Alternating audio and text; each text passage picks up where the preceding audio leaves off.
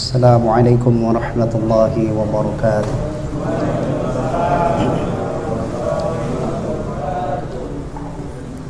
Bismillahirrahmanirrahim.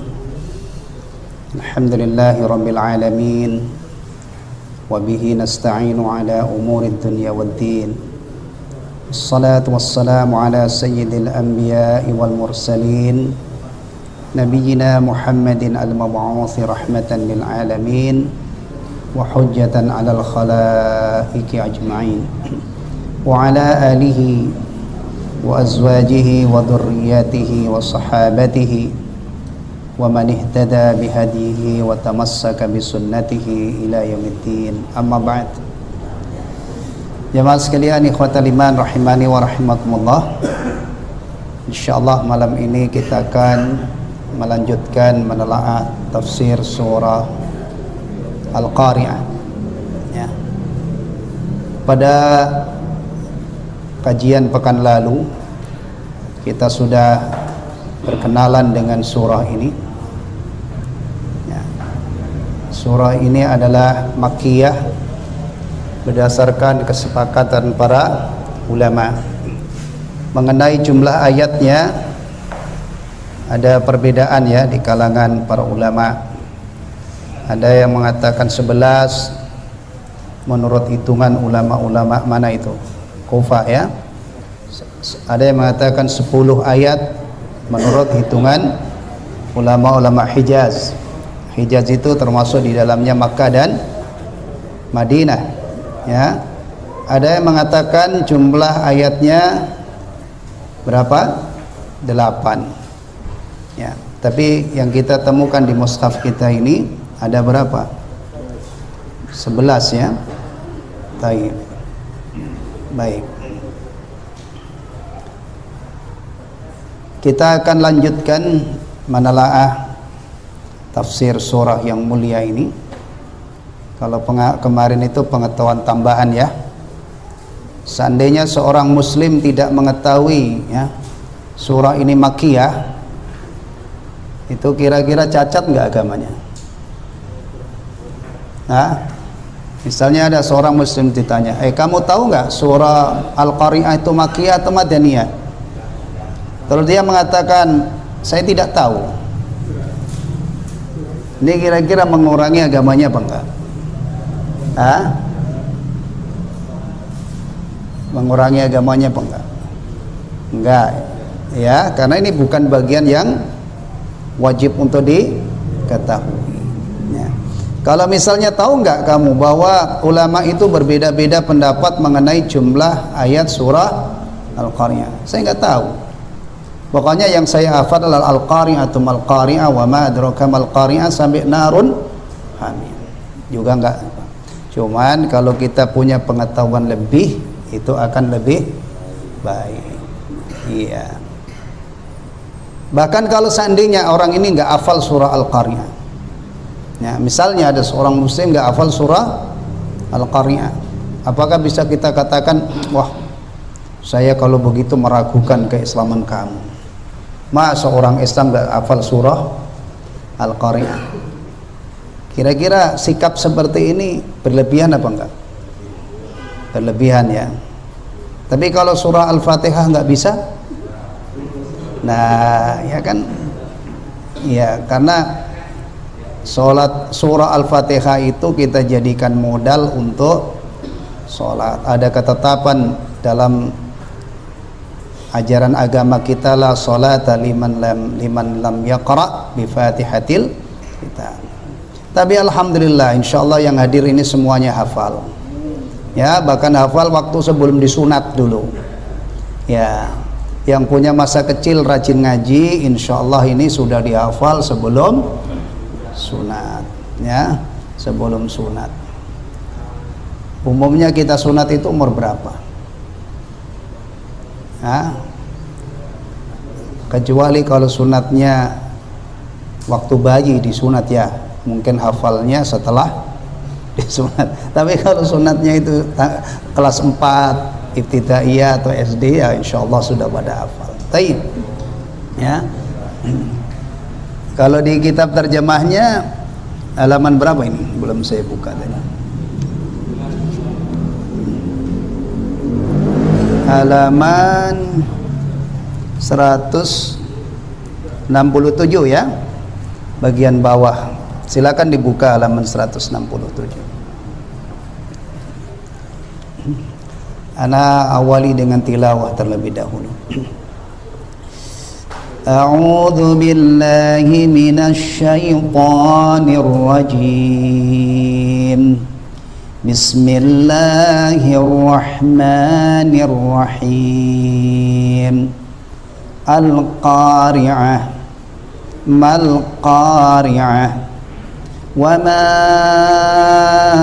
adraka mal qari'ah yawma yakunun nasu kal farashil mabthuth wa takunul jibalu kal ihnil manfush فأما من ثقلت موازينه فهو في عيشة راضية وأما من خفت موازينه فأمه هاوية وما أدراك ما هي narun hamiyah. Baik.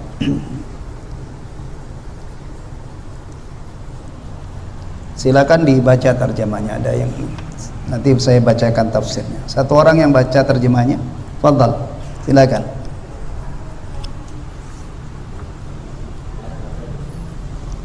Fadhal, fadhal. Yang bawa terjemahannya. Saya kasih bagian, antum baca terjemahnya saja. Yang lain nanti bagian saya insyaallah ya. Fadhal, silakan.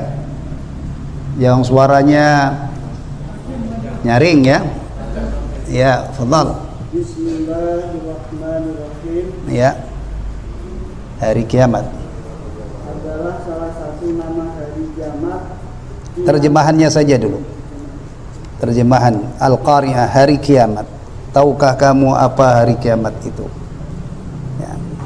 Hari kiamat, apa hari kiamat itu? Itu di halaman 168 ada terjemahnya. Hari kiamat, apakah hari kiamat itu? Ya. Apakah hari kiamat itu? Tahukah kamu apakah hari kiamat itu? Pada hari itu manusia, karena saking hebatnya rasa takut mereka, adalah seperti aneh-aneh yang bertebaran. Baik, lanjut. Dan gunung-gunung, yakni seperti lalang yang berhamburan kesana kemari, sedang al-faras adalah binatang yang muncul di dalam hari, di malam hari. Berhamburan kesana kemari tak tentu arah. Baik. Ayat 5, wa takunul jibalu kal ihnil manfus. Dan gunung-gunung seperti adapun gunung-gunung yang sangat keras akan menjadi seperti bulu yang dihambar-hambarkan. Hambur-hamburkan. Baik. Ayat 6 7, fa amma man thaqulat mawazinu. Dan adapun dan kamu lihat gunung-gunung itu kamu sangka tetap di tempatnya, padahal ia berjalan sebagai jalan awan. Baik, ini ayat lain ya. Ini bukan bagian dari ayat Al-Qari'ah. Ayat 67 berikutnya. Dan adapun orang yang berat timbangan, dan adapun orang-orang yang berat timbangan, kebaikannya, yakni amal kebaikannya lebih berat daripada amal keburukannya, maka dia berada dalam kehidupan yang memuaskan, iya, di dalam surga yang penuh dengan kenikmatan. Masya Allah ya. Dan adapun orang, lanjut. Dan adapun orang yang ringan timbangannya, ayat 8. Dan Adapun orang-orang yang ringan timbangan kebaikannya, karena amal kebaikannya tidak bisa mengalahkan amal keburukannya, maka tempat kembalinya adalah neraka hawiyah, yakni tempat tinggalnya adalah neraka yang salah satunya bernama hawiyah. Neraka hawiyah ini baginya seperti kedudukan seorang ibu yang senantiasa menyertainya, sebagaimana yang tertera dalam firman Allah. Ya, lanjut ayat 10. Wa ma adraka ma hiya narun hamiyah. Dan tahukah kamu apakah neraka hawiyah itu?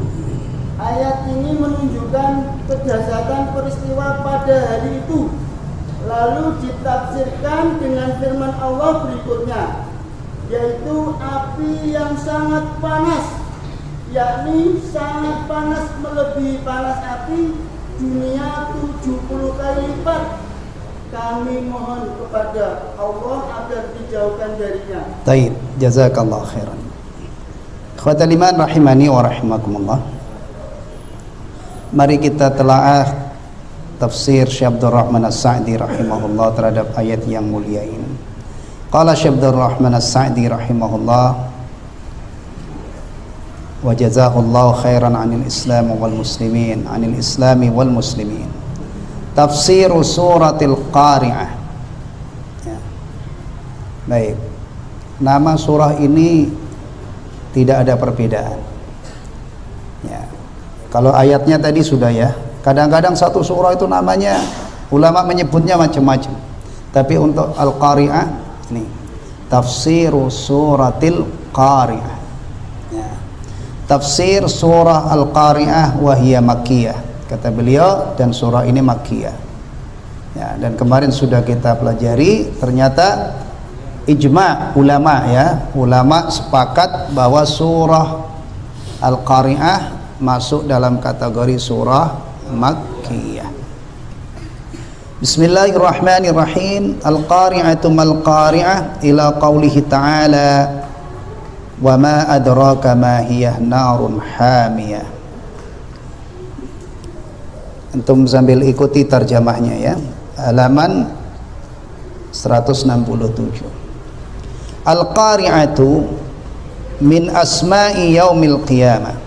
Al-Qari'ah adalah salah satu nama dari hari kiamat. Hari kiamat itu banyak namanya ya. Salah satunya adalah Al-Qari'ah. Yang paling terkenal apa? Yang umumnya paling sering disebut-sebut ya hari kiamat, yaumul qiyamah. Tapi hari kiamat itu memiliki nama-nama lain. Kita temukan di dalam Al-Qur'anul Karim. Yaumuddin itu juga nama lain dari hari kiamat ya. Sebagian nama-nama kiamat itu diambil dari keadaan nanti yang akan terjadi. Karena pada hari kiamat Allah akan memberi balasan yang seadil-adilnya, balasan yang dijanjikan oleh Allah kepada hamba-hambanya ya, kepada makhluknya yang mukallaf ya, itu tidak akan dizalimi sekecil apapun ya. Karena Allah Subhanahu wa taala nanti pada hari kiamat akan memberi balasan yang seadil-adilnya, maka ya kiamat dinamakan Yaumuddin. Kalau dalam surah Al-Fatihah Maliki Yaumiddin. Ya, karena mudhaf ilai jadi Maliki Yaumiddin. Tapi kita nyebutnya Yaumuddin. Ya, kalau majrur Yaumiddin, hari pembalasan. Ada juga Yaumul Hisab. Karena pada hari kiamat kita akan dihisab. Dihisab itu diapain sih? Nah, jangan salah ya. Hisab ini bahasa Arab. Kalau ditulis kepada dalam bahasa Indonesia dihisab. Nah, oh, aduh, ini bahaya maknanya. harus dijelaskan. Maksudnya diperhitungkan seluruh amal perbuatan, berdiri di hadapan Allah Subhanahu wa taala tanpa ada penerjemah antara hamba itu dengan Allah. Ya. Ada lagi apa misalnya? Yaumut Taghabun. Yaumut Taghabun itu juga salah satu nama hari kiamat, karena pada saat itu nanti kesalahan-kesalahan kita ini akan terlihat jelas. Kemudian Al-Haqqah, nah, As-Sakhah, At-Tammatul Kubra, dan yang lainnya ya, banyak. Baik. Maka beliau katakan di sini Al-Qari'ah itu salah satu nama kiamat. Nama hari kiamat. Summiyat bidzalik, dinamakan demikian, dinamakan dengan nama Al-Qari'ah, ya. Kenapa? Li'annaha taqra'un nasa wa tuz'ijuhum bi ahwaliha. Dinamakan Al-Qari'ah karena hari ini ya, peristiwa-peristiwa dahsyat yang akan terjadi ya, itu akan mengetuk, apalagi yang lebih dahsyat lagi di samping mengetuk apa? Menggebrak, menggedor ya hati manusia sehingga mereka penuh dengan apa? Ketakutan. Ya, insyaallah. Ya. Jadi peristiwa-peristiwa yang akan terjadi pada hari kiamat itu dahsyat. Ya. Dunia ini saja ada peristiwa yang tergolong dahsyat. Ya. Yang kadang-kadang saking dahsyatnya itu membuat orang tak kocar-kacir enggak? Ya. Kadang-kadang seorang ibu lupa anaknya. Seorang yang punya emas 1 on kadang-kadang lupa. Ya, ada kejadian di dunia ini. Misalnya, sekedar contoh, mudah-mudahan tidak terjadi ya. Orang lagi asik, santai ngobrol-ngobrol, tiba-tiba ada kejadian yang mengejutkan, yang membuat panik luar biasa. Dalam kondisi panik itu orang apakah ingat, wah ini duit saya di sini, ini sambil ini? Bisa. Contohnya gempa ya, biasanya bikin orang panik ya. Ada kadang-kadang orang itu tadinya Masya Allah di kantor, di lantai-lantai ini teratur, di meja-meja kerjanya, pas giliran itu berhamburan. Ada yang loncat dari lantai, nah, akhirnya dia lolos malah dia mengalami kejadian yang fatal karena paniknya itu. Mungkin kan? Apalagi yang biasanya membuat orang panik, berhamburan tidak terkontrol. Kebakaran ya, mungkin ya. Atau banjir dahsyat, banjir bandang ya. Taib. Itu urusan-urusan dunia, perkara-perkara kecil di dunia ini ya. Ya. Kalau dibandingkan dengan huru hara kiamat atau peristiwa-peristiwa dahsyat yang terjadi pada hari kiamat, tidak ada apa-apanya. Ya. Maka di sini ditafsirkan oleh beliau dinamakan Al-Qari'ah karena hari itu akan menggedor hati manusia. Ya, dan peristiwa-peristiwa dahsyat itu akan mencekam dan menimbulkan rasa takut yang luar biasa. Taib. Walihada azzama amraha wa fakhamahu biqaulih. Oleh karena itu Allah membesarkan, mengagungkan urusan hari kiamat ini biqaulihi, dengan firman-Nya, Al-Qari'atu mal-Qari'ah wa ma adraka mal-Qari'ah yauma yakunu an-nasu kal farashil mabthuth. Al-Qari'ah karena tadi dinamakan telah diterangkan salah satu nama kiamat, berarti terjemahnya apa? Hari kiamat. Ya kan? Apakah hari kiamat itu? Tahukah kamu betapa dahsyatnya hari kiamat? Ya. Bukti kedahsyatannya pada hari itu manusia seperti anai-anai yang bertebaran. Anai-anai itu apa? Laron ya. Antum pernah lihat laron bertebaran? Biasanya kalau ada lampu itu terlihat bagaimana bertebarannya itu ya. Tidak teratur jalannya. Wah, udah kacau balau. Ya. Baik. Antum pernah lihat binatang dalam jumlah banyak tapi gerakannya teratur? Tidak seperti laron. Pernah lihat nggak? Apa misalnya? Semut. Ini jalan ke sana semua baris, ya kan? Atau burung. Kalau di Jawa dulu itu kalau musim awal-awal penghujan itu ada namanya burung terik. Terik. Nggak tahu di sini namanya apa? Nggak pernah lihat apa enggak? Wah, itu bisa puluhan ribu sekali rombongan itu ya. Itu sama beratnya sama ke satu arah gitu. Tapi kalau laron itu ya sebagaimana yang antum lihat. Taib.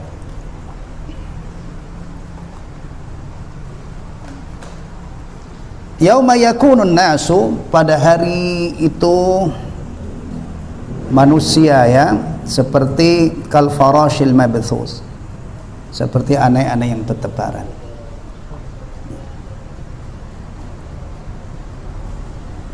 Padahal manusia itu dalam kondisi normal itu masya Allah ya teratur gitu, teratur ya kan, kecuali orang yang sudah bosan hidup nggak teratur, dia nerjang lampu merah supaya mati bisa jadi. Tapi yang masih pengen hidup rata-rata teratur ya, sekacau-kacaunya mungkin lewat kiri lewat kanan atau kalau menurut, tapi tetap arahnya teratur kan. Ini dalam kondisi normal, apalagi kalau tertib gitu ya, tertib seharusnya teratur ya. Kayak begini nih kita teratur kan, berangkat dari rumah alhamdulillah pakai baju yang bagus ke masjid ya, sampai di masjid parkir motor juga teratur, nanti masuk masjid kita teratur, bubar juga teratur, pulang ke rumahnya masing-masing, nggak ada yang nyasar insyaallah ya, nggak ada kan, orang dekat-dekat masa nyasar ya, kecuali yang sudah pikun, teratur ya kan, teratur. Yang di jalan juga teratur, yang mau ke Jakarta berarti arahnya ke sana, yang mau balik ke Bekasi arahnya ke sini, ini normal ya kan. Ya wajar, manusia itu makhluk cerdas, dia tahu mana rumahnya, dia tahu jalan perginya, dia tahu jalan pulangnya. Alhamdulillah, pagi-pagi berhamburan semua, yang Allah takdirkan selamat balik lagi ke rumahnya, besok berangkat lagi, pulang lagi, begitu seterusnya.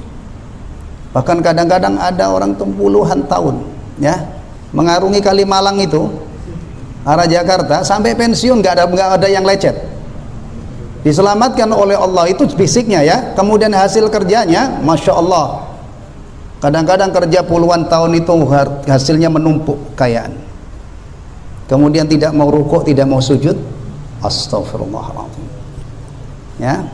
Ini manusia itu makhluk cerdas ya, tapi dikabarkan di dalam surah ini kacau balau nanti, seperti aneh-aneh yang aneh yang berterbaran. Nah, kenapa begitu keadaannya? Min syiddatil faza'i wal khauf, karena saking hebat rasa takut mereka, dicekam rasa takut dan kecemasan, panik yang luar biasa ya. Baik, antum perhatikan ayat ketiga, wa ma adraka mal qari'ah. Itu kalau kita lihat terjemahnya, cuman diterjemahkan tahukah kamu apa hari kiamat itu, gitu ya. Padahal ulama menjelaskan inilah keterbatasan bahasa kita. Ini sebenarnya ada yang hilang, karena para ulama ahli tafsir mengatakan istifham yang ada pada wa ma adraka mal qari'ah itu bukan sekedar istifham, tapi terjemahannya kan kalimat tanya, tahukah kamu apa hari kiamat itu? Kalimat tanya kan? Padahal di sini ada makna namanya litta'dhimi wat tafkhim.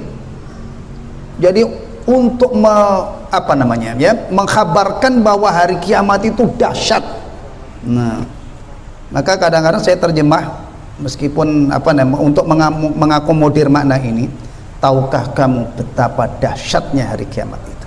Itu baru terakomodir faidah istifham, kalimat tanya yang ada pada ayat ini adalah litta'dhim wat tafkhim, sehingga kita itu sebagai orang beriman yakin bahwa hari kiamat itu bukan hari sepele, bukan hari biasa, tapi hari dahsyat ya.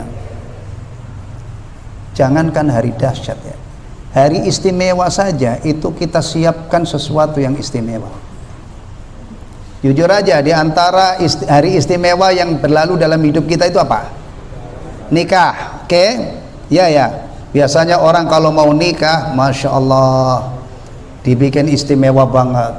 Seumur-umur dia tidak pernah jahitin jas. Mau nikah umumnya bikin jas. Ya, orang yang biasa aja itu mau nyambut hari nikah, ya kan? Atau misalnya nanti apa? Pokoknya dibikin istimewa kan? Sekarang kita tanya, apa yang sudah kita siapkan untuk hari dahsyat ini? Apakah baju bagus? Bisa jadi antum punya baju bagus yang masih antum cintai, kemudian ada orang lain tidak punya baju, antum bagi. Mudah-mudahan nanti menjadi pelindung dari api. Bisa kalau itu antum siapkan dengan duit, bisa duit yang halal diinfakkan di jalan. Tapi ada sebelum itu semuanya, siapkan iman, siapkan la ilaha illallah miftahul jannah, tauhid, ya, siapkan iman kepada Allah, iman kepada malaikat-malaikatnya, kitab-kitabnya, rasul-rasulnya, hari akhir, dan beriman kepada takdir. Setelah itu apa? Sibukkan hidup kita untuk bertakwa atau beribadah. Itu yang disiapkan. Jangan kita sudah yakin hari kiamat itu dahsyat tapi meneng wae diem. Bahkan sholat pun tidak diagungkan, tidak ditunaikan. Innalillahi wa inna ilaihi raji'un. Ini hari kita diperintah oleh Allah untuk menyiapkan persiapan. Ya ayyuhalladzina amanu taqullaha wal tandur nafsum ma qaddamat lighad. Ini kaitannya. Harus disongsong dengan ini, persiapkan amal soleh, iman yang sahih, ibadah, akhlakul karimah, lisan yang bersih, kemaluan yang bersih. Karena Rasulullah sallallahu alaihi wasallam menyatakan, man yadman lima baina lihyaihi wa ma baina fakhidaihi adman lahul jannah. Barang siapa yang memberi jaminan kepadaku bisa menjaga mulutnya dan menjaga kemaluannya, aku jamin surga. Berarti salah satu persiapan itu di samping akidah, ibadah, dan akhlak adalah menjaga lisan dan tangan, kemaluan dari berbuat zalim. Jadi orang yang menyiapkan bekal untuk akhiratnya ini, ya, dia ketika diberi kesempatan oleh Allah hidup di dunia ini, dia menjadi orang yang sangat menjaga dua hubungan, hubungan dengan Allah dan dengan sesama manusia. Orang-orang seperti ini takut berbuat zalim kepada seseorang. Beda dengan zaman sekarang itu, Masya Allah, ya. Kayaknya mereka itu lupa kalau perbuatannya itu menfitnah, menyebar membunuh karakter seseorang, menyebar hoak.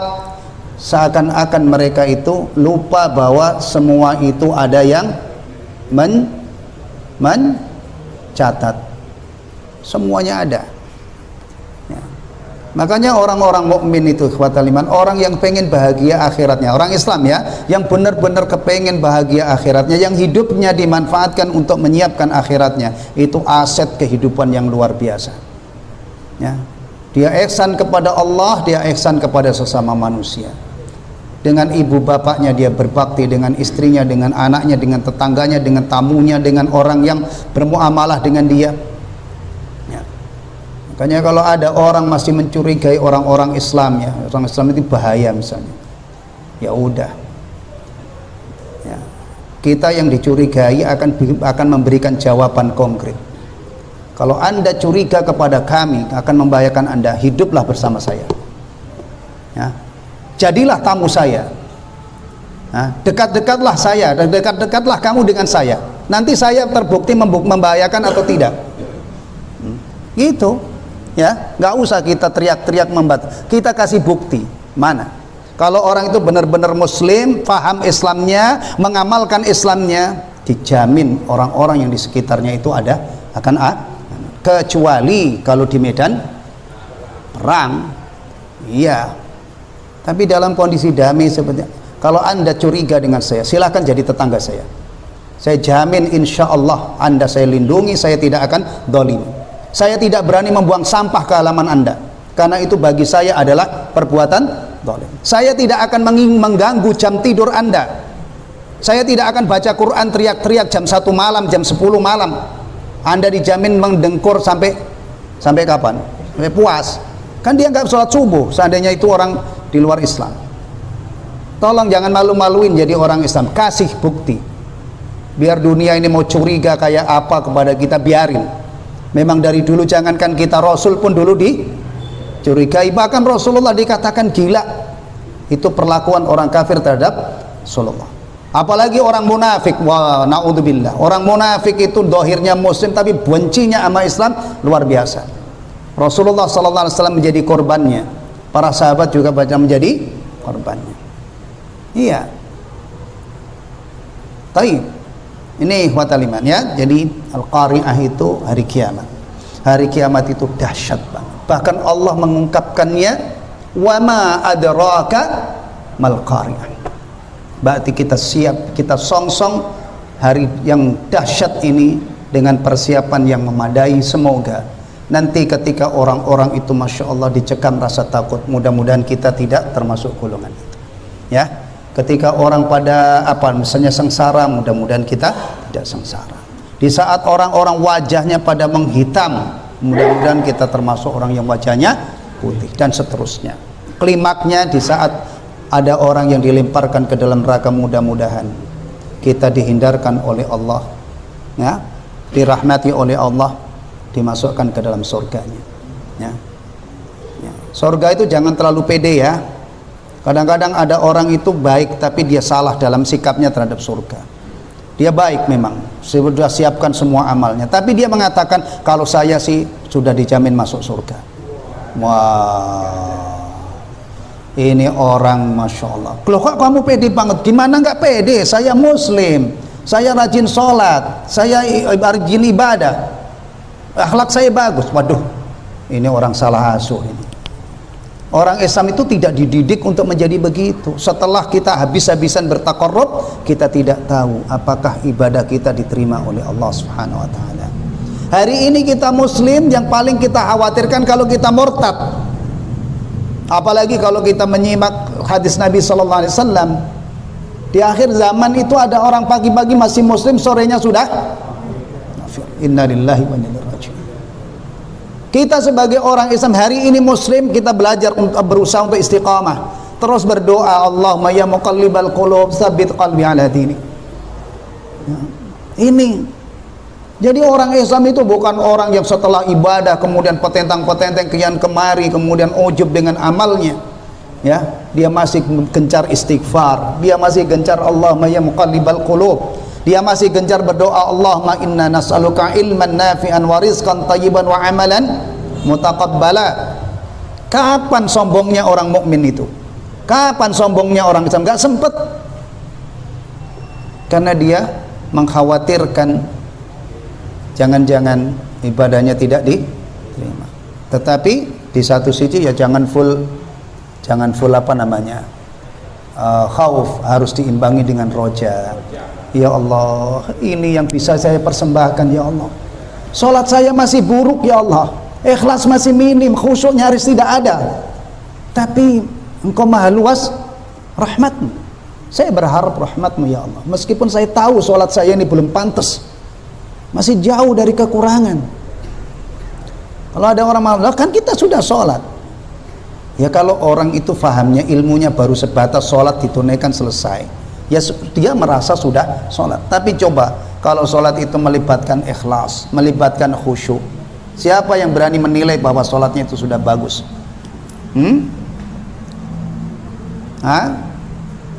Masih. Makanya sibukkan kita ini dengan kekurangan-kekurangan kita ya. Sibuk mengurusi kekurangan itu diantaranya istighfar yang banyak, kemudian melakukan penyempurnaan, perbaikan. Itu yang akan membawa kita beruntung insyaallah, daripada kita ngorek-ngorek aib orang lain sementara diri kita tidak pernah kita urus ya. Satu saat naudzubillah kalau sampai terlambat gitu ya, tiba-tiba diri kita ini penuh dengan keburukan, naudzubillah. Baik. Nah, ikhwatal iman, yang disebutkan pertama di sini keadaan manusia ya, kal farashil mabthus, kal jaradil muntashir, seperti belalang yang bertebaran. alladzi yamuju ba'duhu fi ba'din, yang sebagiannya tumpang tindih dengan sebagian yang lain, bercampur baur ya. Wal farash hiyal hayawanat allati takunu fil lail. Farash itu serangga ya, serangga kecil, hayawanat, hewan-hewan yang keluar pada waktu malam. Tapi bukan ular, ular kan termasuk keluarnya malam ya. Makanya biasanya orang digigit ular di jalan itu kalau malam, kalau siang kan dia ketahuan gitu ya. Ya muju ba'duha bi ba'din, sebagiannya bertumpang tindih dengan sebagian yang lain, berdesak-desakan dengan yang lain ya. La tadri aina tawajjah, tidak tahu kemana dia mengarah. Farash yang sifatnya seperti ini salah satunya adalah apa? Tadi laron ya. Tapi ada juga yang lebih kecil dari laron. Saya waktu masih suka naik bis malam lewat Pantura ya, jam-jam segini ini biasanya sudah hampir istirahat. Itu lampu-lampu di pinggir itu kan sebagian besar kan sawah ya. Antum lihat lampu-lampu yang di pinggir jalanan tuh, wah ada binatang-binatang kecil yang masya Allah ya, mengerubuti lampu. Kemudian ini ya mau coba duha mudah, tidak teratur gerakannya gitu ya, tidak teratur. Itu juga termasuk farash ya, yang keluar di waktu malam, yang biasanya mengerumuni apa?